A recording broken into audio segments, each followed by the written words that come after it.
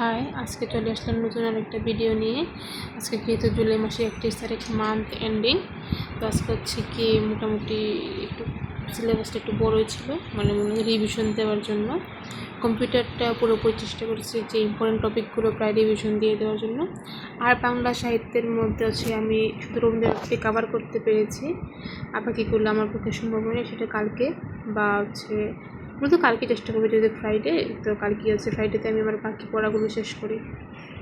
এই হচ্ছে আমার বাংলা হচ্ছে রবীন্দ্রনাথ নোট করা, মানে পুরোপুরি তো সম্ভব না, যেগুলো আমার ভুল হয় বা যেগুলো হচ্ছে কনফিউশন থাকে সেগুলো আমি নোট করে রাখি।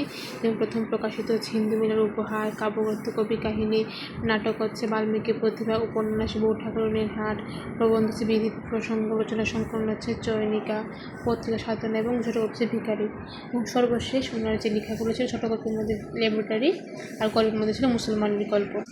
ওনার উৎসর্গগুলো আমি হচ্ছে গিয়ে কাব্যগ্রন্থ আলাদা রেখেছি এবং উপন্যাসগুলো আলাদা রেখেছি।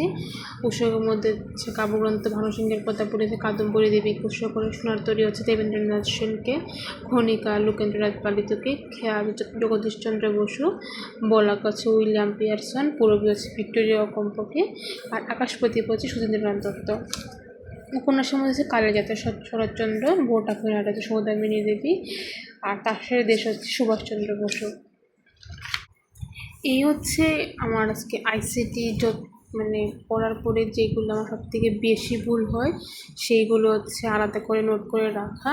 এবং এনআইসিটা হচ্ছে কম্পিউটারের সংযোগ করা, হাব হচ্ছে গিয়ে একাধিক ডিভাইস কানেক্ট করা এবং পোর্টে সংযুক্ত সবগুলো ডিভাইসকে প্রেরণ করা, আর সুইচ হচ্ছে একাধিক ডিভাইস কানেক্ট করা তো টার্গেট ডিভাইসকে তথ্য প্রেরণ করা।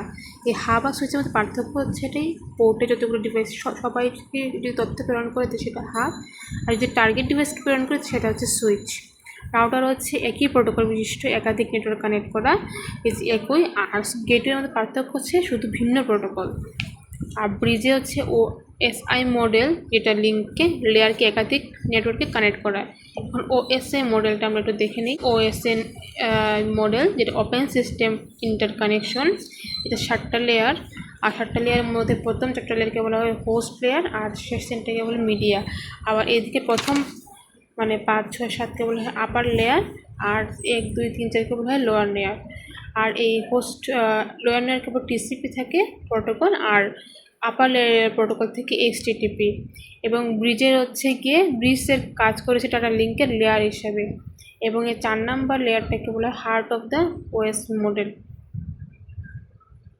আর এদিকে হচ্ছে সব থেকে প্রত্যেকটা পরীক্ষাতে আসে input device, output device, input output device কোনগুলো, যেমন সব থেকে বেশি আমরা সবাই মোটামুটি একই রকম ভুল করি, স্পিকার, প্লটার, প্রিন্টার, স্ক্যানার, এগুলো কোনগুলো। যেমন হচ্ছে কি web cam, digital camera, barcode, digitalizer, এগুলো হচ্ছে কি ডিভাইস। ঠিক আপনাদের সামনে জন্য প্রশ্ন রয়ে গেল, ডিজিটালাইজার কোন ধরনের ডিভাইস, সেটা একটু কমেন্ট বক্সে জানাবেন। মোরাল টেস্টের জন্য হচ্ছে কি আমি অদিতি কেরিয়ারের এই অদিতি বইটা হচ্ছে গিয়ে আমি ফলো করি, দেন মোটামুটি হচ্ছে কয়েকটা 3টা মতো মোরাল টেস্ট দিয়েছি। প্রত্যেকদিন চেষ্টা করি একটা করে মোরাল টেস্ট দেওয়ার, এইটুকুই। ধন্যবাদ, দেখা হবে নেক্সট